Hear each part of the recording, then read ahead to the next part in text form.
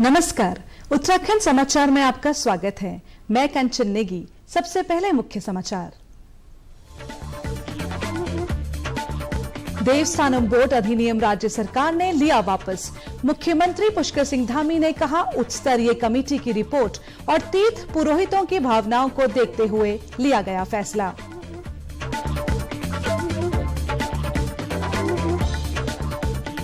मुख्यमंत्री पुष्कर सिंह धामी ने की कोरोना की मौजूदा स्थिति की समीक्षा। कोविड टेस्टिंग बढ़ाने, घर घर वैक्सीनेशन अभियान को तेज करने के दिए निर्देश।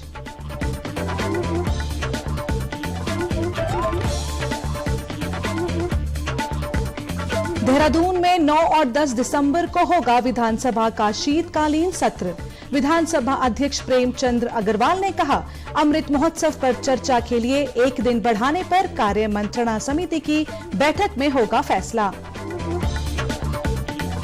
और मुख्यमंत्री पुष्कर सिंह धामी ने उधम सिंह नगर जिले के जसपुर में किया 16 करोड़ से अधिक की विकास योजनाओं का लोकार्पण और शिलान्यास। स्टेडियम बनाने की भी की घोषणा। मुख्यमंत्री ने कहा, जसपुर सिटकुल बनाने का भी प्रयास करेगी सरकार। अब समाचार विस्तार से। मुख्यमंत्री पुष्कर सिंह धामी ने आज चारधाम देवस्थानम बोर्ड अधिनियम वापस लेने का फैसला किया है। पूर्व सांसद मनोहर कांत ध्यानी की अध्यक्षता में गठित उच्च स्तरीय कमेटी की रिपोर्ट के आधार पर सरकार ने यह फैसला लिया है। मुख्यमंत्री पुष्कर सिंह धामी ने कहा है कि लोगों की भावनाओं, तीर्थ पुरोहितों और हक हकूकधारियों के सम्मान और चारधाम से जुड़े सभी लोगों के हितों को ध्यान में रखते हुए यह फैसला लिया गया है। पिछले दिनों देवस्थानम बोर्ड को लेकर लगातार विभिन्न प्रकार के सामाजिक संगठनों ने, तीर्थ पुरोहितों ने, हक हकूकधारियों ने और जो पंडा समाज के लोग हैं, तीर्थ पुरोहित समाज के लोग हैं, विभिन्न प्रकार के जो हमारे जनप्रतिनिधि हैं, हमने सभी से बात करी है, सभी के सुझाव आए हैं, सभी के विचार आए हैं। और इसके साथ साथ मनोहर कांत ध्यानी जी ने जो हमने उनके स्तर पर एक उच्च स्तरीय समिति बनाई थी, उस कमेटी ने भी अपनी रिपोर्ट हमको दे दी है।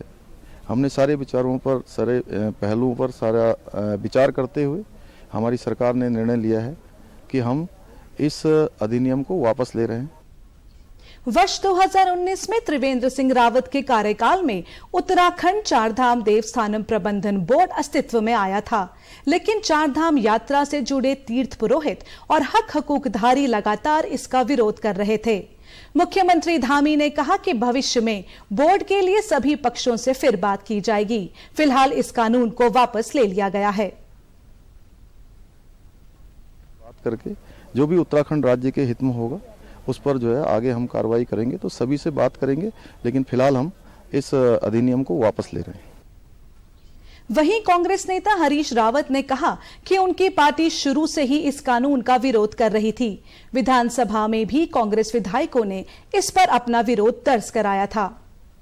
हमारी संस्कृति, हमारी जो देव स्थलों की परंपराएं हैं, उनको रोकते हुए बनाया। तो इसलिए भाजपा के इस कानून की पहले दिन से ही विधानसभा में हमारे कांग्रेस ने विरोध किया। हमारे विधायक मनोज रावत जी ने हमारा जो भी दृष्टिकोण था वो पहले दिन स्पष्ट कर दिया था। देवस्थानम बोर्ड का उद्देश्य चारधाम यात्रा का बेहतर तरीके से संचालन करना था। बोर्ड में बद्रीनाथ, केदारनाथ, गंगोत्री, यमुनोत्री समेत गढ़वाल के 51 मंदिर शामिल किए गए थे। सरकार का मानना था कि इससे यात्रियों को बेहतर सुविधाएं दी जा सकेंगी। कोरोना के नए वेरिएंट को लेकर राज्य सरकार भी अलर्ट मोड में है। मुख्यमंत्री पुष्कर सिंह धामी ने कोरोना के ताजा स्थिति की समीक्षा की। इस दौरान उन्होंने अधिकारियों को कोविड टेस्टिंग बढ़ाने के साथ ही घर घर वैक्सीनेशन अभियान में और तेजी लाने के निर्देश दिए हैं और साथ ही विदेशों से आने वाले यात्रियों के लिए केंद्र सरकार की गाइडलाइंस को सख्ती से पालन करने के निर्देश भी दिए हैं। मुख्यमंत्री ने कहा कि सबसे पहले कोरोना योद्धाओं के RT-PCR टेस्ट कराए जाएंगे। साथ ही आम लोगों में वायरल के लक्षण नजर आने पर उनका कोरोना टेस्ट अनिवार्य कर दिया गया है। कोविड के बढ़ते मामलों और नए वेरिएंट ओमिक्रॉन के संभावित खतरे को देखते हुए मुख्यमंत्री ने अधिकारियों और सभी जिलों के जिलाधिकारियों को गंभीरता बरतने के लिए कहा है। जैसे क्योंकि ऐसी संभावनाएं आ रही हैं कि जिस प्रकार से नया वेरिएंट आया है, उसको लेकर हम लोगों ने पूरी यहाँ पर बैठक कर ली है और उसकी शुरुआत हम लोग सबसे पहले जो कोविड वॉरियर्स हैं उनकी सबकी RT-PCR करवाएंगे, उनकी सबकी जांच करवाएंगे और साथ में सभी जिलाधिकारियों को, शासन के सभी आला अधिकारियों को, सभी को कह दिया गया है कि इसमें जो है कोई कोताही बरतने की आवश्यकता नहीं है। हमने एयरपोर्ट, हमारे रेलवे स्टेशन, इन स्थानों पर भी हम रैंडम करवाएंगे और एक हफ्ते के बाद हम फिर से समीक्षा करेंगे। कहीं पर भी किसी प्रकार की भी जान माल के साथ कोई भी खिलवाड़ न हो, उसके लिए जो जरूरी इंतजाम है वो सारे किए जा रहे हैं। हमारे लिए सबसे पहली प्राथमिकता है लोगों की सुरक्षा करना, उसके लिए हमारी सरकार पूरी तरह से संकल्पबद्ध है। मुख्यमंत्री ने सभी जिलाधिकारियों को टेस्टिंग टारगेट को पूरा करने के निर्देश दिए। उन्होंने कहा कि इसमें किसी भी तरह की लापरवाही न हो और साथ ही भीड़भाड़ और राज्य की सीमाओं पर रैंडम टेस्टिंग के भी निर्देश दिए हैं। मुख्यमंत्री ने कहा कि पुलिस कर्मियों, स्वास्थ्य कर्मियों का RT-PCR टेस्ट करवाया जाए और कॉन्टैक्ट ट्रेसिंग पर अधिक ध्यान दिया जाए। इसके साथ ही मुख्यमंत्री ने सभी जिलों को कंट्रोल रूम फिर से सक्रिय करने के भी निर्देश दिए। उन्होंने लोगों से कोरोना के जरूरी नियमों का पालन करने की अपील की है। जरूरी काम है अभी सभी को करने चाहिए, जो मास्क पहनना है या जो प्रोटोकॉल है इसके, उन सभी को हमने सभी से अनुरोध किया है, सभी से अपील की है कि सभी लोग उसका पालन करें और कोई बहुत ज़्यादा पैनिक होने की भी आवश्यकता नहीं है। हम इसकी समीक्षा कर रहे हैं और जो जरूरी स्वास्थ्य के जो इंतजाम हैं, जो हमारे अस्पतालों की स्थिति है या जो भी हमारे वार्ड इत्यादि हैं, उन सभी को कहा है कि हर प्रकार से उसकी तैयारी करें। विधानसभा अध्यक्ष प्रेमचंद अग्रवाल ने बताया है कि आगामी शीतकालीन सत्र 9 और 10 दिसंबर को देहरादून में आहूत किया जाएगा। उन्होंने कहा है कि शीतकालीन सत्र को लेकर सरकार और नेता प्रतिपक्ष से बातचीत करने के बाद यह तय किया गया है कि सत्र देहरादून में ही आयोजित किया जाएगा। उन्होंने कहा सत्र के दौरान आजादी के 75वें वर्ष पूरे होने पर अमृत महोत्सव के तहत भी एक दिन अतिरिक्त चर्चा के लिए रखा जाए। कार्य मंत्रणा की बैठक में इस पर चर्चा होने के बाद तय किया जाएगा। देखिए, विधानसभा सत्र हमारे यहाँ 9 और 10 तारीख यानी 9 और 10 दिसंबर देहरादून को उसका हम लोग आहूत कर रहे हैं और जैसा मेरे पिछले दिनों माननीय नेता प्रतिपक्ष जी, माननीय संसदीय कार्य मंत्री से मेरी मंत्रणा हुई थी, उसमें लगभग यही तय हुआ था कि हम लोग इसे देहरादून में करें और इस भावना से मैंने मुख्यमंत्री जी को अवगत करा दिया था और अब निर्णय हो गया है कि हम 9 और 10 दिसंबर को देहरादून में सत्र आहूत करेंगे। मुख्यमंत्री पुष्कर सिंह धामी ने आज उधम सिंह नगर के जसपुर विधानसभा क्षेत्र में आयोजित जनसभा को संबोधित किया। यहां उन्होंने 16 करोड़ 50 लाख 67 हजार की विकास योजनाओं का शिलान्यास और लोकार्पण किया। इससे पहले वे खटीमा में सैनिक कल्याण मंत्रालय के तहत आयोजित शहीद सम्मान यात्रा में शामिल हुए। जनसभा में मुख्यमंत्री ने कहा कि हमारी सरकार सरलीकरण, समाधान और निस्तारण की प्रक्रिया को अपनाते हुए प्रदेश की जनता की सुविधा के लिए कार्य कर रही है। प्रधानमंत्री मोदी ने हमारे सामने वर्ष 2025 तक उत्तराखंड को हर क्षेत्र में अग्रणी राज्य बनाने का लक्ष्य रखा है। इसके लिए सरकार लगातार कार्य कर रही है। उन्होंने कहा कि गन्ना किसानों की समस्याओं को देखते हुए गन्ना मूल्य बढ़ाया गया है। इसी तरह नई खेल नीति बनाकर राज्य के प्रतिभावान खिलाड़ियों को सुविधाएं देने की घोषणा की गई है। मुख्यमंत्री ने जसपुर में स्टेडियम बनाने की घोषणा की। साथ ही कहा कि पंतनगर सिडकुल की तरह जसपुर में 1000 एकड़ क्षेत्र में सरकार सिडकुल स्थापित करने का प्रयास करेगी। यहां रुकेंगे एक छोटे से ब्रेक के लिए, आप बने रहिए हमारे साथ।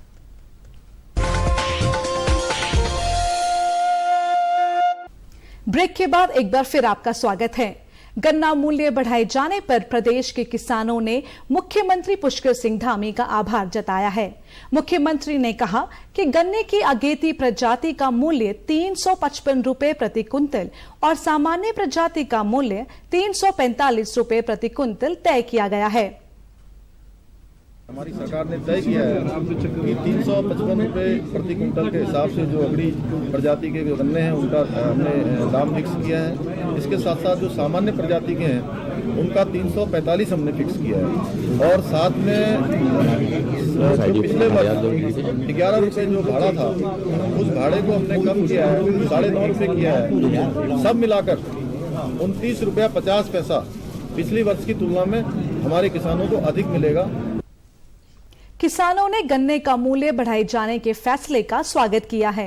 इससे उनकी आमदनी में इजाफा होगा। किसानों को लेकर जो धामी सरकार ने फैसला किया है उसका संदेश बहुत अच्छा किसानों के अंदर गया है और उसके जो है किसानों के अंदर आज बहुत बड़ा उत्साह है। जैसे कि पर्ची बढ़ोतरी नहीं हो पाई है हमारे यहाँ कि गन्ना की पैदावार तो उन्होंने बढ़ोतरी पूरा जोर दिया। पहले होता था कि एक प्रति बीघा में 40 क्विंटल पर निकलता था एक बीघा में। अब जो पैदावार बढ़ोतरी कराई है अगेती प्रजाति लगा करके सरकार ने, और उसमें अब बढ़ोतरी हुई है कम से कम 30 कुंटल की, यानी कि एक बीघा में 70 कुंटल निकल जा रहा है। तो वो 2 पर्ची ना हो करके कम से कम अब 3 या 4 पर्चियां एक बीघा में हो तो उससे सीधा सीधा किसानों को भी काफी लाभ मिलेगा। केंद्र सरकार द्वारा चलाई जा रही प्रधानमंत्री आवास योजना ग्रामीण क्षेत्रों में आवास विहीन लोगों के लिए वरदान साबित हो रही है। केंद्र सरकार वर्ष 2022 तक सभी आवास विहीन लोगों को घर उपलब्ध कराने के उद्देश्य से इस योजना को संचालित कर रही है। इस योजना में लगने वाली लागत का वहन केंद्र और राज्य सरकार द्वारा किया जा रहा है। इस योजना को स्वच्छ भारत योजना से भी जोड़ा गया है। इसके अंतर्गत बनने वाले शौचालयों के लिए भी अलग से धनराशि दी जा रही है। पेश है एक रिपोर्ट।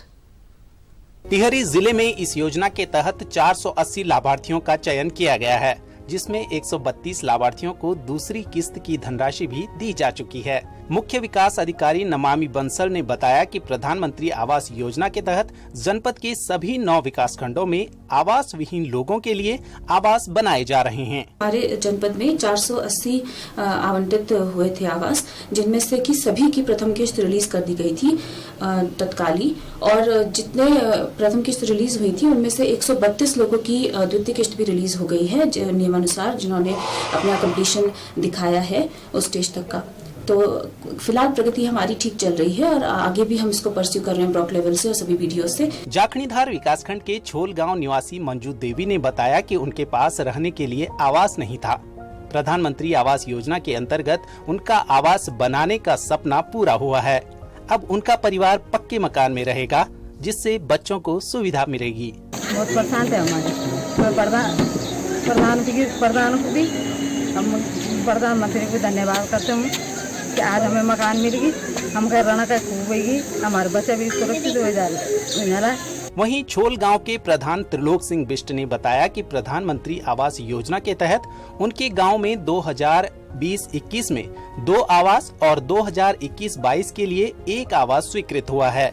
इसके तहत पहली किस्त 40,000, दूसरी किस्त 60,000 और अंतिम किस्त 70,000 रुपए भवन पूर्ण होने पर लाभार्थी को दिए जाते हैं। इसके अलावा मनरेगा के तहत भी 18,000 रुपए शौचालय बनाने के लिए दिए जा रहे हैं। अभी हमारे यहाँ ग्राम पंचायत छोलों में 2 परिवार का चयनित हुआ है। ये है 2020-21 का, और 21-22 में भी एक परिवार का हो रखा है। उसके भी अभी तुरंत मतलब 1-2 महीने बाद उसका हो जाएगा। प्रधानमंत्री आवास में गरीब आदमियों का बहुत बढ़िया हो रखा है ये।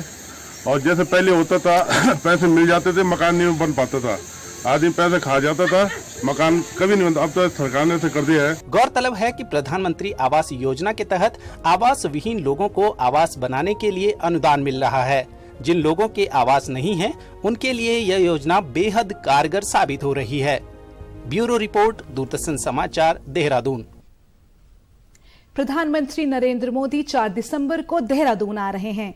देहरादून के परेड ग्राउंड में वे एक जनसभा को संबोधित करेंगे। साथ ही यहां कई योजनाओं का लोकार्पण और शिलान्यास भी करेंगे।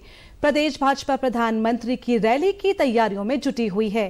भाजपा प्रदेश अध्यक्ष मदन कौशिक ने कहा है कि रैली के लिए बूथ स्तर तक के कार्यकर्ताओं की उपस्थिति सुनिश्चित की गई है। तारीख को प्रधानमंत्री नरेंद्र मोदी जी की महारैली देहरादून के परेड ग्राउंड में आयोजित की जा रही है। इस रैली में लाखों लोग शामिल होंगे, इस प्रकार की तैयारी भारतीय जनता पार्टी ने की है। भाजपा नेता मदन कौशिक ने कहा कि प्रधानमंत्री की रैली के लिए लोगों को व्यक्तिगत निमंत्रण भी भेजे जाएंगे। एक काम इस रैली के माध्यम से हमने बहुत बड़ा ये भी निर्णय लिया है कि व्यक्तिगत निमंत्रण वो भी हम इस रैली में लोगों के घरों तक भेजेंगे। ये निमंत्रण पत्र जो हमने छपवाया है, इस निमंत्रण पत्र को हम हमारे कार्यकर्ता समाज के ऐसे लोगों के बीच में जाकर जो सामान्यता कहीं ना कहीं समाज को प्रत्येक तरीके से एक अच्छा प्रभाव रखते हैं, उनके घर जाकर उनसे बातचीत करके उनको आने के लिए भी हम निमंत्रित करेंगे। मुख्यमंत्री पुष्कर सिंह धामी ने 73वें एनसीसी स्थापना दिवस के अवसर पर देहरादून में एनसीसी निदेशालय में आयोजित कार्यक्रम में हिस्सा लिया। एनसीसी कैडेट्स ने गार्ड ऑफ ऑनर देकर मुख्यमंत्री का स्वागत किया। कार्यक्रम में उत्कृष्ट प्रदर्शन करने वाले 15 एनसीसी कैडेट्स को सम्मानित किया गया। मुख्यमंत्री ने कहा कि एनसीसी संगठन से ज्यादा एक मिशन है, जिसका उद्देश्य देश की युवा शक्ति में अनुशासन, दृढ़ निश्चय और राष्ट्र के प्रति निष्ठा को मजबूत करना है। उत्तराखंड के 4 जिलों उधम सिंह नगर, हरिद्वार, देहरादून और नैनीताल में गैस पाइपलाइन बिछाने का काम चल रहा है। जल्द ही यहां लोगों के घरों तक पाइपलाइन के जरिए गैस उपलब्ध होनी शुरू हो जाएगी। मार्च 2022 तक देहरादून में करीब 16,000 उपभोक्ताओं को सिटी गैस वितरण के तहत पाइप से गैस उपलब्ध कराना शुरू कर दिया जाएगा। भाजपा नेता मदन कौशिक ने कहा कि इस योजना पर तेजी से कार्य चल रहा है। उत्तराखंड राज्य में सभी जगह ये योजना को लागू करें, इसकी तैयारी हो गई है। हरिद्वार में तो लगभग 60-70% लोगों के घरों में गैस पहुंच गई है। इससे अलग अन्य क्षेत्रों में काशीपुर, रुद्रपुर, हल्द्वानी, वहां भी काम बड़ी मात्रा में शुरू हुआ है। रुड़की क्षेत्र में भी शुरू हुआ है, रानीपुर क्षेत्र में शुरू हुआ है, देहरादून में भी काम शुरू करने के लिए जो मेन गैस पाइपलाइन थी वो आ गई है। बाकी अभी क्षेत्रों के अनुसार उसका कार्य अब शुरू हो रहा है। मैदानी जिलों के साथ ही राज्य के पर्वतीय जिलों में भी पाइपलाइन के जरिए गैस पहुंचाने का निर्णय लिया गया है। पहाड़ के गांवों में रसोई गैस सिलेंडर ले जाना बड़ी मशक्कत का काम होता है। योजना के तहत अधिक आबादी वाले जिले को पहले कवर किया जाएगा और चरणबद्ध तरीके से सभी जिलों में गैस पाइपलाइन बिछाई जाएंगी। जिन घरों में गैस पाइपलाइन लग गई है, वहां लोग बेहद राहत महसूस कर रहे हैं। से काफ़ी सारी सुविधाएं हो जाएंगी, गैस सिलेंडर से बच जाएंगे और बहुत ही आसान तरीके से गैस घरों में उपलब्ध हो जाया करेगी। न बिल का झंझट, सिर्फ एक बार बिल देना होगा हमें जो मीटर लगे हैं। और इससे और सबसे बड़ी बात कि जो गैस सिलेंडरों में कालाबाजारी हो रही है, इसमें रोक लगेगी। ये हर घर सरकार का एक बहुत अच्छा प्रयास है। अब हम लोगों को गैस के सिलेंडर से मुक्ति मिल जाएगी। हर समय 24 घंटे हमारे घर में गैस रहेगा। कभी भी ये दिक्कत नहीं रहेगी कि गैस ख़त्म हो गया, गैस का सिलेंडर भरा है कि नहीं है। और सबसे अच्छी चीज़ कि अब जो गैस के सिलेंडर में गैस की चोरी होती थी, हम उससे भी मुक्त हो जाएंगे। मुख्य सचिव डॉक्टर एस संधू ने प्रदेश में खनिज के अवैध खनन, परिवहन और भंडारण पर प्रभावी अंकुश लगाए जाने के लिए अधिकारियों को कड़े निर्देश दिए हैं। इसके लिए पुलिस महानिदेशक, प्रमुख मुख्य वन संरक्षक, भूतत्व एवं खनिकर्म विभाग के महानिदेशक और सभी जिलाधिकारियों को आदेश जारी किया गया है। मुख्य सचिव ने खनिजों के अवैध खनन, परिवहन और भंडारण के प्रभावी रोकथाम और पूरी तरह से अंकुश लगाए जाने के लिए जारी पहले के आदेश पर की गई कार्रवाई की रिपोर्ट भी मांगी है। उन्होंने कहा कि अवैध खनन के मामले में लापरवाही बरतने वाले अधिकारियों, कर्मचारियों के विरुद्ध कठोर कार्रवाई की जाएगी। उत्तराखंड में विंटर टूरिज्म यानी शीतकालीन पर्यटन पर भी अब काम किया जा रहा है। पर्यटकों से आग्रह किया गया है कि 4 धाम के शीतकालीन पूजा स्थलों पर भी वे पधारें। साथ ही पैराग्लाइडिंग, स्कीइंग, स्नोबोर्डिंग जैसे एडवेंचर टूरिज्म को भी प्रोत्साहित किया जा रहा है।